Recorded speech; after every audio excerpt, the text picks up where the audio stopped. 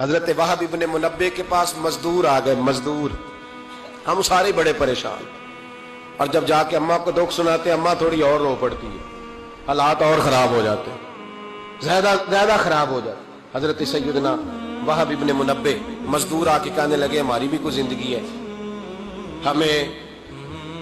یہ پہاڑ کاٹنے پڑتے ہیں، تو فرمانے لگے آؤ تمہیں بنی اسرائیل کی بات نہ سناؤں، تمہارا حوصلہ بڑھ جائے گا۔ کہا سنائیے۔ کہنے لگے بنی اسرائیل کی ایک ماں کے 7 بیٹے تھے، بادشاہ نے کہا خنزیر کھانا پڑے گا،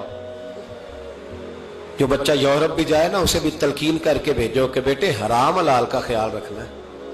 اس لیے کہ نبی پاک علیہ السلام نے فرمایا جو گوشت حرام سے پلے گا وہ جنت میں نہیں جائے گا، تو کسی کا دل کرتا ہے اس کا بیٹا جہنم میں جائے۔ کہا خنزیر کھانا ہے، خنزیر۔ یہاں لوگ مسئلہ پوچھتے ہیں فون کر کے کہ صاحب مجبوری ہے، اب ہم نے یہاں یورپ میں آ کے سٹور بنایا تو شراب تو رکھنی پڑے گی، تو میں کہتا ہوں واپس آ جاؤ اچار سے روٹی کھانا، شراب بیچنے کی مجبوری میں بھی اجازت نہیں، مجبوری میں بھی شراب کا دھندا کرنے کی اجازت، آ جاؤ اچار ڈال لو۔ میری اماں تو کہا کرتی تھی کہ گرمیوں میں اچار ڈال لو اور بڑولے میں گندم ڈال لو، پھر خیر صلی اللہ سارے سال، تو آؤ اچار ڈالو گندم ڈالو گزارا صحیح ہوگا، کوئی حرج نہیں، لیکن شراب بیچنے کی مجبوری میں بھی اجازت، بول کے بتائیں، بول کے گواہی دے، شراب بیچنے کی مجبوری میں بھی اجازت ہے، بالکل اجازت نہیں، قطعاً اجازت نہیں۔ تو وہب ابن منبع کہنے لگے کہ ماں کو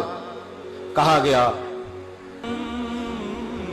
کہ خنزیر کا گوشت تیرے بچے نہیں کھاتے تو فساد برپا ہوتا ہے ملک کے اندر،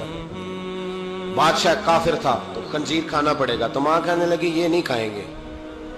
تو بادشاہ نے ماں کی آنکھوں کے سامنے بڑا بیٹا قتل کیا، پھر چھوٹا قتل کیا۔ وہب ابن منبع کہتے ہیں بنی اسرائیل کی اس بی بی کے سامنے 6 بیٹے قتل ہوئے،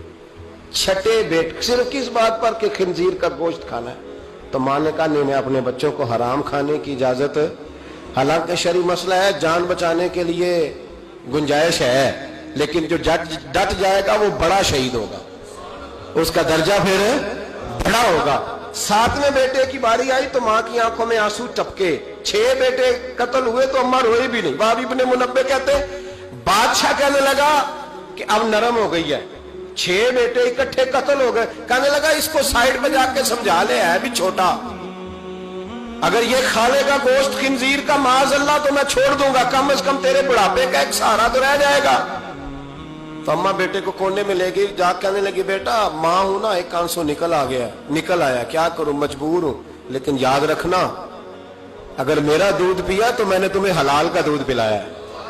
حرام کا لقمہ نہیں جانا چاہیے۔ ماں مسکراتی ہوئی بچے کو لے کے آئی تو بادشاہ کہنے لگا سمجھا دیا، کہنے لگی سمجھا دیا، وہی کرے گا جو میں نے کہہ دیا ہے، وہی کرے گا جو میں نے۔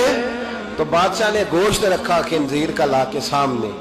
تو بچے نے اٹھا کے گوشت بادشاہ کے منہ میں پٹکا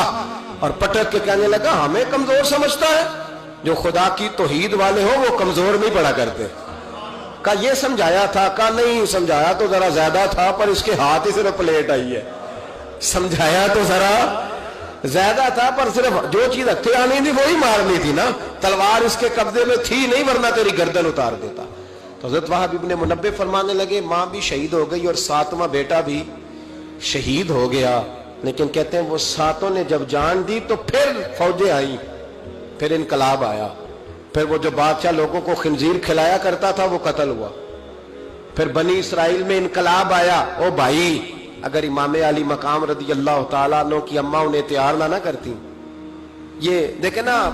میں اپنی بات نہیں کرتا، علامہ اقبال کہتے ہیں لوگ، اقبال کہتے ہیں فارسی کلام اقبال کا اسرار بے خودی، اقبال کہنے لگے میرے پاس لوگ آ کے کہتے ہیں حسین کے خون میں بڑا کمال ہے، تو میں کہتا ہوں نہیں، فاطمہ کے دودھ میں بڑی تاثیر ہے۔ کہتے ہیں لوگ مجھ سے آ کے کہنے لگے کہ حسین کا حوصلہ بڑا ہے، تو میں نے کہا نہیں،